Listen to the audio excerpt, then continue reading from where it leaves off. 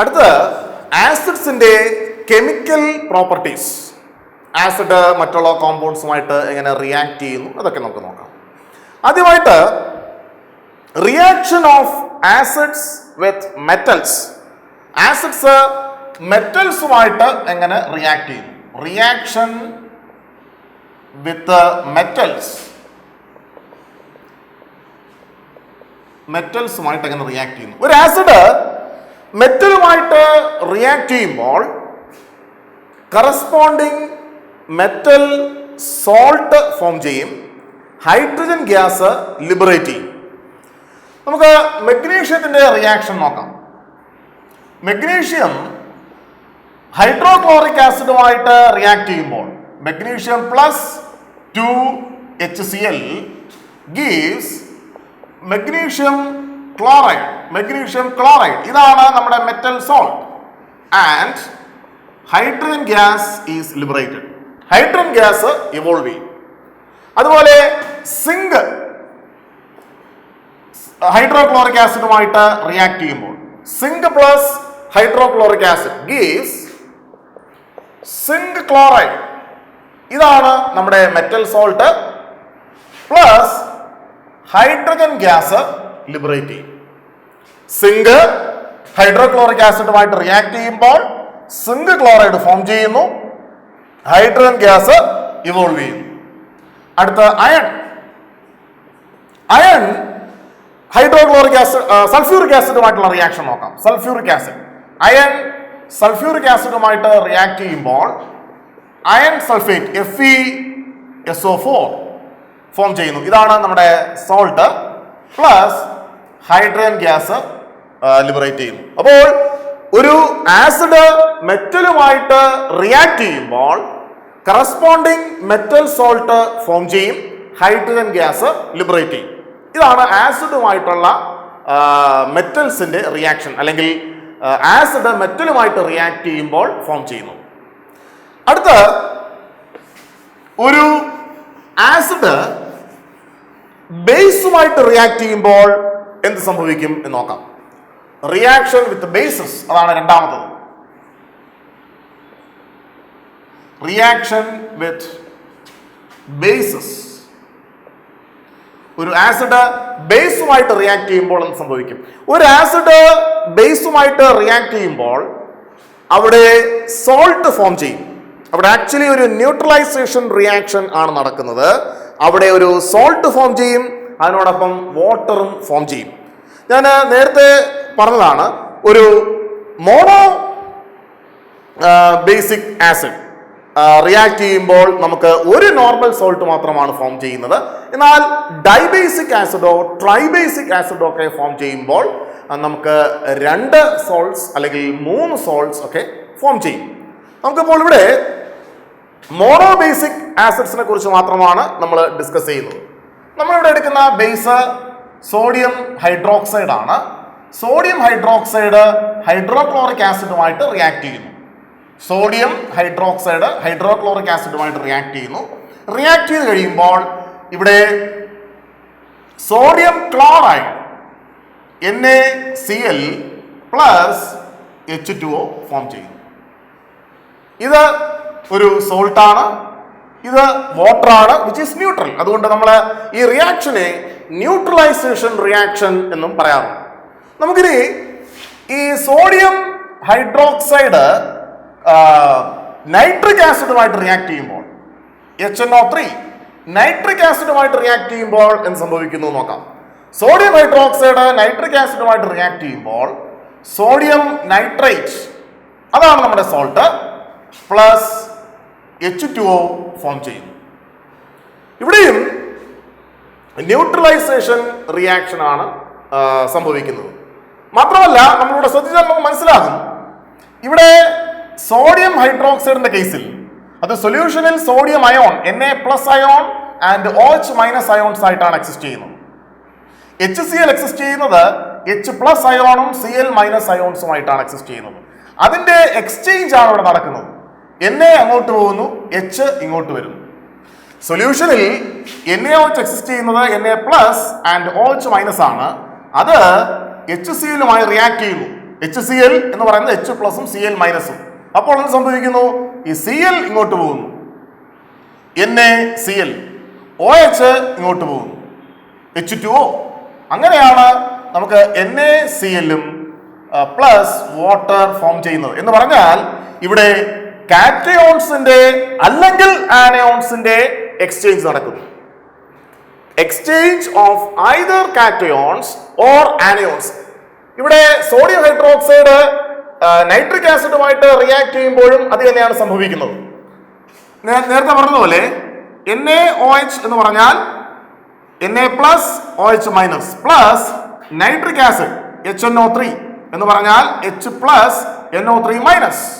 അത് റിയാക്ട് ചെയ്യുമ്പോൾ ഈ NO3 മൈനസ് ഇങ്ങോട്ട് പോകുന്നു, NO3 മൈനസ് ഇങ്ങോട്ട് പോകുന്നു, ഈ OH മൈനസ് അങ്ങോട്ട് പോകുന്നു. അങ്ങനെ NaNO3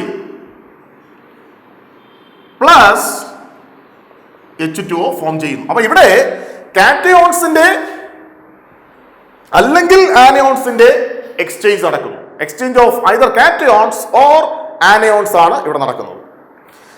അടുത്ത ഒരു റിയാക്ഷൻ, നമ്മളിപ്പോൾ റിയാക്ഷൻ വിത്ത് ബേസിസ് ആണ് പഠിച്ചത്. അടുത്ത decomposition of hydrogen carbonates and carbonates.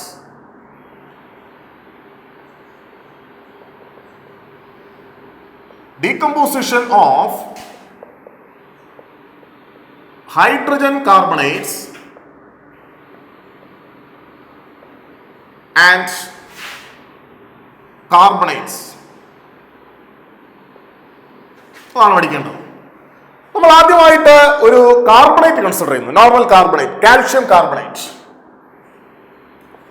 Calcium carbonate hydrochloric ആസിഡുമായിട്ട് റിയാക്ട് ചെയ്യും. Calcium carbonate plus 2HCl gives, ഇവിടെ എന്തൊക്കെ ഫോം ചെയ്യുന്നു? കാൽഷ്യം ക്ലോറൈഡ് ഫോം ചെയ്യുന്നു. കാൽഷ്യം ക്ലോറൈഡ്, ഇവിടെ ഒരു കാൽഷ്യം ആണുള്ളത്, ഇവിടെ 2 Cl ഉണ്ട്. കാൽഷ്യം ക്ലോറൈഡ് ഫോം ചെയ്യുന്നു plus water H2O plus CO2, carbon dioxide gas liberate ചെയ്യും. Carbon dioxide gas liberate ചെയ്യും.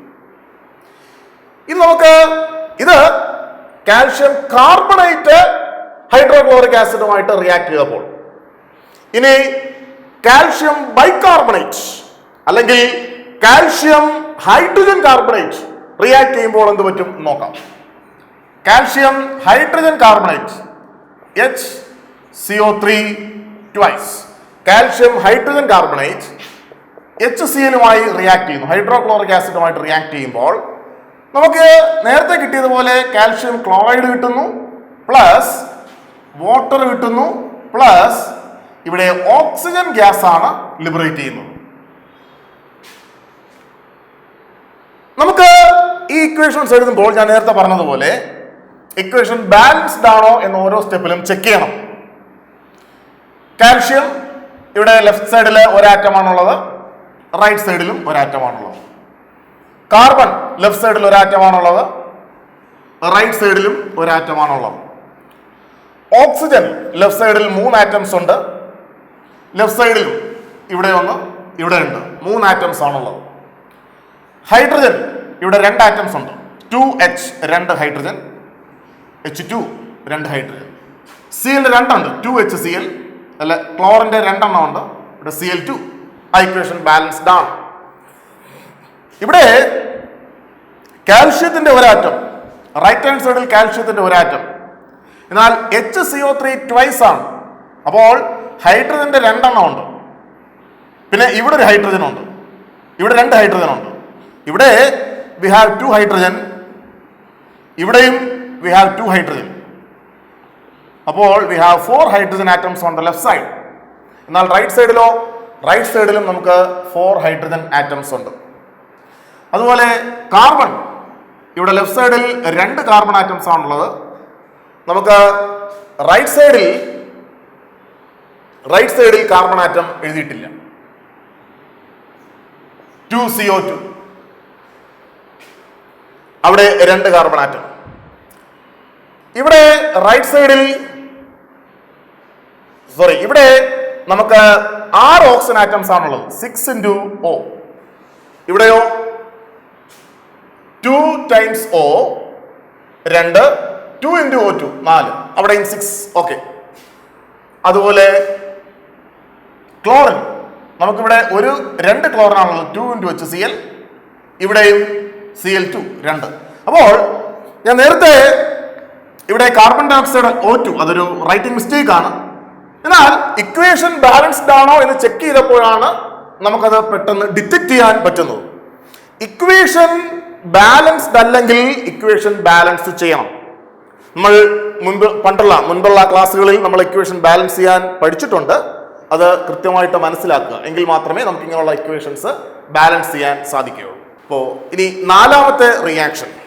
4ാമതായിട്ട് ആസിഡ് റിയാക്ട് ചെയ്യുന്നത് സൾഫേറ്റ്സുമായിട്ടും ബൈസൾഫേറ്റ്സുമായിട്ടാണ്. ഡീകമ്പോസിഷൻ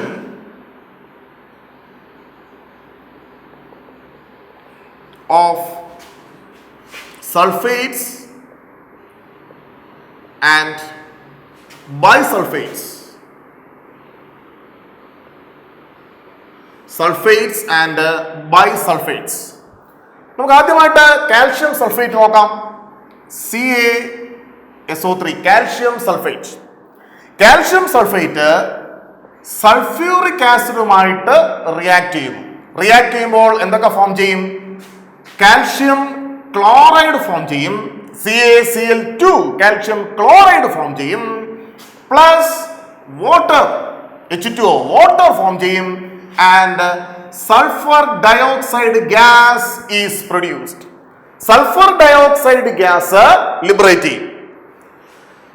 കാൽഷ്യം സൾഫേറ്റ് ഹൈഡ്രോക്ലോറിക് ആസിഡുമായിട്ട് റിയാക്ട് ചെയ്യുന്ന കേസാണ് നമ്മളിപ്പോൾ കണ്ടത്, sulphate.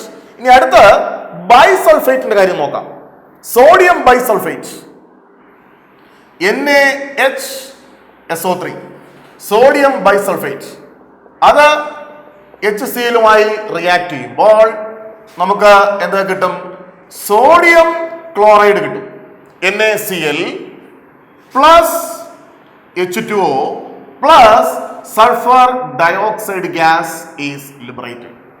Sulphur dioxide gas liberate ചെയ്യും. അപ്പോൾ നമ്മൾ ഓർത്തിരിക്കേണ്ടത്, കാൽഷ്യം സൾഫേറ്റ് ഹൈഡ്രോക്ലോറിക് ആസിഡുമായിട്ട് റിയാക്ട് ചെയ്യുമ്പോൾ കാൽഷ്യം ക്ലോറൈഡ് ഫോം ചെയ്യും, വാട്ടർ ഫോം ചെയ്യും, സൾഫർ ഡയോക്സൈഡ് ഗ്യാസ് ഫോം ചെയ്യും, SO2.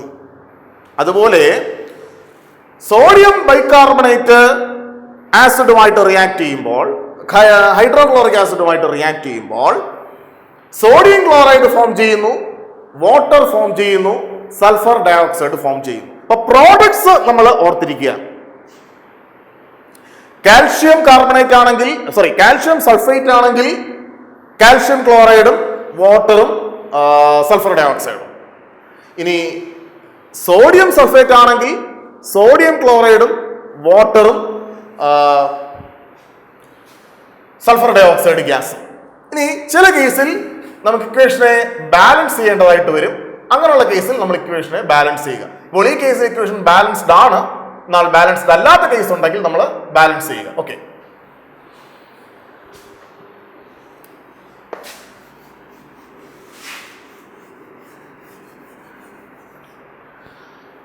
Now fifth reaction, അഞ്ചാമത്തെ reaction is decomposition of sulfides.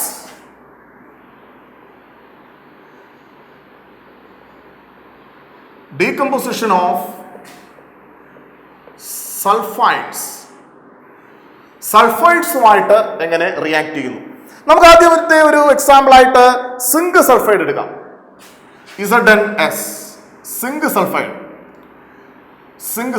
Zinc sulphide hydrochloric ആസിഡുമായിട്ട് റിയാക്ട് ചെയ്യുന്നു.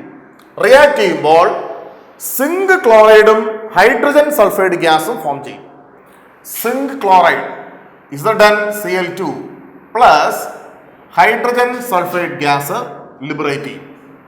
ഇനി അയൺ സൾഫൈഡ് ആണെങ്കിലോ FeS, സൾഫ്യൂറിക് ആസിഡുമായിട്ടുള്ള റിയാക്ഷൻ നോക്കാം.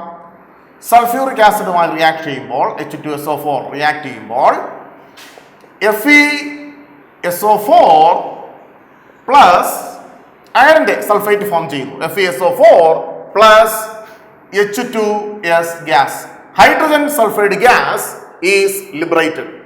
അപ്പോൾ ഇവിടെയും റിയാക്ഷൻ നമ്മുടെ പ്രോഡക്ട്സ് നമ്മൾ ഓർത്തിരുന്നാൽ മതി. ഇക്വേഷൻ ബാലൻസ് ചെയ്യേണ്ട ആവശ്യമില്ല, ഇക്വേഷൻ ബാലൻസ്ഡ് ആണ്. സിങ്ക് സൾഫൈഡ് ഹൈഡ്രോക്ലോറിക് ആസിഡുമായിട്ട് റിയാക്ട് ചെയ്യുമ്പോൾ സിങ്ക് ക്ലോറൈഡ് ഫോം ചെയ്യുന്നു, ഹൈഡ്രജൻ സൾഫൈഡ് ഫോം ചെയ്യുന്നു. അയൺ സൾഫൈഡ് FeS സൾഫ്യൂറിക് ആസിഡുമായിട്ട് റിയാക്ട് ചെയ്യുമ്പോൾ FeSO4 പ്ലസ് H2S. അപ്പോൾ ഡീകമ്പോസിഷൻ ഓഫ് സൾഫൈഡ്സിൽ ഫോം ചെയ്യുന്ന ഗ്യാസ് ഹൈഡ്രജൻ സൾഫൈഡാണ്. നേരത്തെ ഡീകമ്പോസിഷൻ ഓഫ് സൾഫേറ്റും ഹൈഡ്രജൻ സൾഫേറ്റും ബൈസൾഫേറ്റും നമ്മൾ കൺസിഡർ ചെയ്തപ്പോൾ അവിടെ ഇവോൾവ് ചെയ്യുന്ന ഗ്യാസ് സൾഫർ ഡയോക്സൈഡ് ആയിരുന്നു. ഇവിടെ ഇവോൾവ് ചെയ്യുന്ന gas hydrogen സൾഫൈഡാണ്. Okay,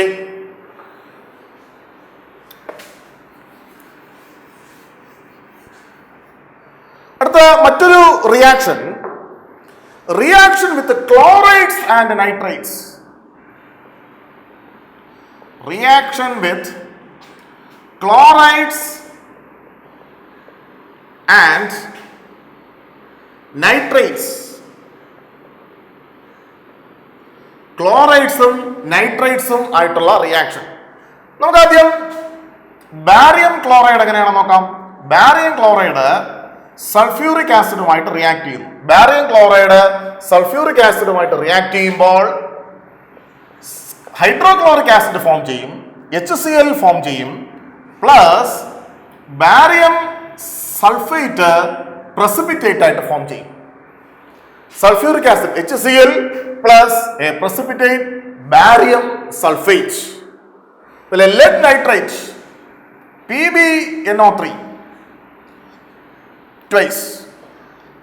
lead nitrate sulphuric ആസിഡുമായിട്ട് റിയാക്ട് ചെയ്യുന്നു, H2SO4 റിയാക്ട് ചെയ്യുമ്പോൾ നമുക്ക് നൈട്രിക് ആസിഡ് കിട്ടും, 2HNO3 നൈട്രിക് ആസിഡ് പ്ലസ് അവിടെ ലെഡ് സൾഫേറ്റ് ആണ് പ്രസിപ്പിറ്റേറ്റ് ആയിട്ട് കിട്ടുക, ലെഡ് സൾഫേറ്റ്. വീണ്ടും ലെഡ് നൈട്രേറ്റ് HClമായി ജോയിൻ ചെയ്താലോ, ലെഡ് നൈട്രേറ്റ്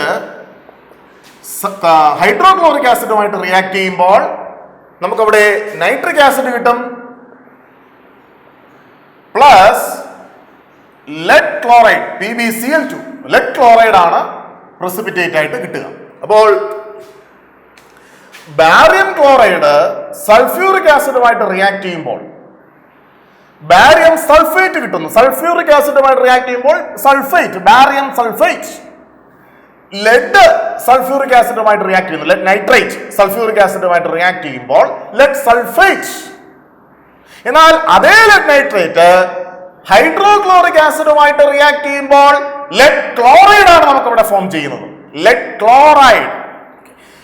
ഇവിടെ Cl2 ക്ലോറിൻ ആയിരുന്നതുകൊണ്ട് ഹൈഡ്രോക്ലോറിക് ആസിഡ്, നൈട്രേറ്റ് ആകുന്ന രണ്ട് കേസിലും നൈട്രിക് ആസിഡ് ആണ് ഫോം ചെയ്യുന്നത്. Okay, yes.